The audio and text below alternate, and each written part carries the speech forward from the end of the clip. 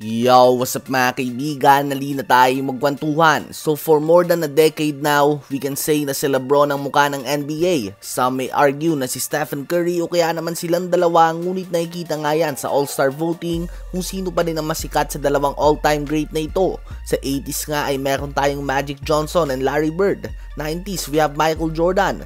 2000s we have Kobe. And 2010s naman ay andyan si LeBron. Para maging mukha ka nga ng NBA ay kailangan may something ka nga mga kaibigan.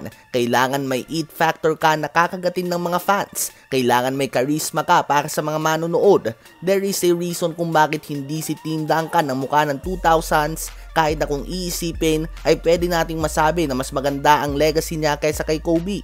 Ayon kay Austin Rivers ay may problema ngayon ng NBA at yan ay wala pa silang nakukuhang pamalit kay LeBron bilang bagong mukha ng NBA. 38 years old na nga daw ito, ngunit siya pa din ang pinaka main product ng liga. Noong patapos na nga daw si Jordan ay sinalo na ito ni Kobe. Noong patapos na si Kobe ay nakaabang na din si LeBron, ngunit ngayon nga daw ay wala nito. Si Jokic umano ay hindi gusto ito at wala din itong style of play o flashiness para maging mukha ng NBA. Kung medyo malaki nga daw sana ang agwat ni Steph sa edad kay LeBron ay pwedeng si Steph ang pumalit dito. Ngunit 3 taon lang nga ang pagitan nila at hindi magkakalayo ang pagitan ng kanilang retirement.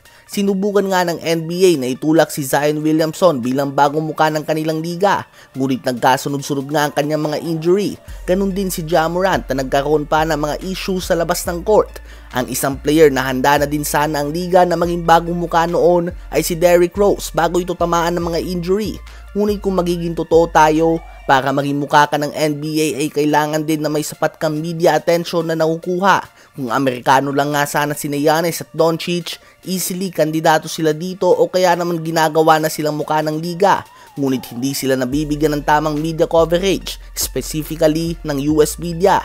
At kung mananatili ang style ng NBA na gusto nila ay Amerikano pa din ang maging face of the league, mukhang mahihirapan nga sila dito. Dahil sa last 5 years nga ay lahat international players na ang nagwawagi ng regular season MVP award. At hindi malabo na for the next 5 or 10 years ay ito pa rin ang kaso.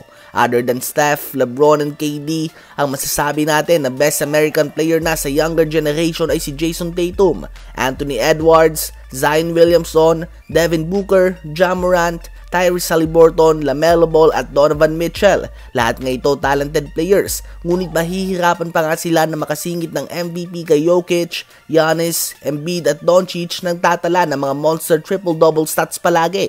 Ano ba masasabi nyo sa pahayag ni Austin Rivers na umaasa pa din ng NBA kay LeBron James? Isama na din natin sa update na ito na bumabawi na si Trae Young matapos ang flat start sa season na ito. Sa kanyang last 4 games, si Trae Young ay nagtatala ng 35 points, 4 rebounds, and 8.5 assists per game on 50% shooting sa field and 50% din ito sa 3-point line.